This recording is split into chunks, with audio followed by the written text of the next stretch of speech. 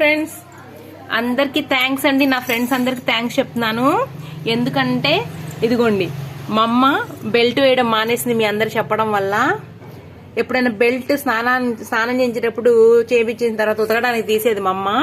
మళ్ళీ షికార్కి వెళ్ళేటప్పుడు వేస్తా ఉంటే నేను వద్దొద్దు అంటుండేవాడిని. మా అమ్మకి అర్థం కాలేదు ఎందుకు వద్దంటున్నాననేసి.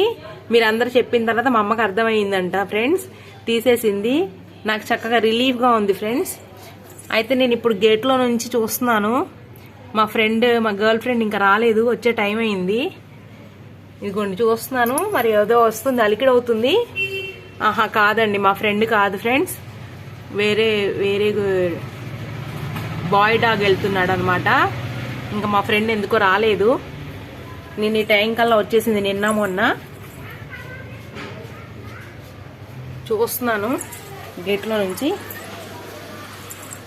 ఇప్పుడే షికార్కి వెళ్ళేసి వచ్చాను. రాగానే మా అమ్మ కాలర్ బెల్ట్ మళ్ళా ఈ బెల్ట్ తీసేసింది. మాకు 2 హౌసెస్ ఉన్నాయని చెప్పింది కదా ఫ్రెండ్ మా అమ్మ.